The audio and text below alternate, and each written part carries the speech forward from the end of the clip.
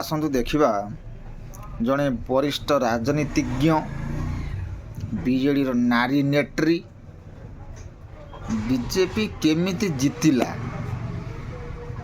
ତାକୁ ବିସ୍ତୃତ ରୂପରେ ବର୍ଣ୍ଣନା କରୁଛନ୍ତି। ଚାଲନ୍ତୁ ଶୁଣିବା, ଚାଲନ୍ତୁ କ'ଣ ନାରୀ ନେତ୍ରୀ କହୁଛନ୍ତି। ଆଜି ଜଣା ପଡ଼ିଲା ବିଜେପି ସରକାର ଓଡ଼ିଶାରେ କେମିତି କଲେ। ବହୁତ ସ୍ତ୍ରୀ ଲୋକମାନେ ବା ମିଶନ ଶକ୍ତିର ମହିଳାମାନେ ଏୟା ଭାବିଛନ୍ତି କି ସୁଭଦ୍ରା ଯୋଜନାରେ 50,000 ଟଙ୍କା ତାଙ୍କ ଆକାଉଣ୍ଟକୁ ଆସିବ।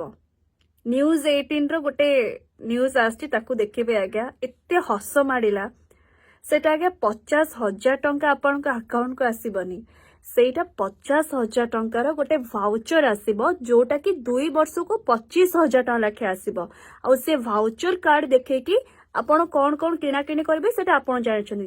ଆଉ ସବୁଠୁ ବଡ କଥା ହେଲା କି ସେମାନେ ଭାବୁଛନ୍ତି ସେଇ 50,000 ଟଙ୍କାରେ ସେମାନେ ରାସନ କିଣିବେ ବୋଲି। ଦୈବ ବିଧାତା।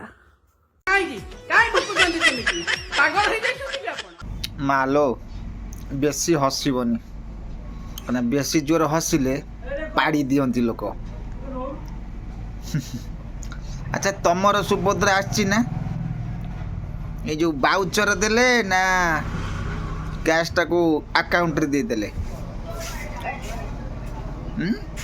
ସଇଲାଣି ସୁଭଦ୍ରା ପଇସା? ହଉ, ସେକେଣ୍ଡ କିସ୍ତିଟା ତମେ ବ୍ୟବସ୍ଥା କରୁଛୁ, ଆଉ ନେଇଯିବ। ଆଉ ଭାରି ବିକଳିଆ ଅଛ ତ, ସେକେଣ୍ଡ କିସ୍ତିଟା ତମକୁ ଆଗେ ଦେଇଦେଉ, ଟିକେ ଖର୍ଚ୍ଚବାର୍ଚ୍ଚ କରିବ। ଏତେ ବଡ଼ ରାଜନୀତିଜ୍ଞ, ଏତେ ବଡ଼ ନାରୀ ନେତ୍ରୀ, ଲୋ ବାପା।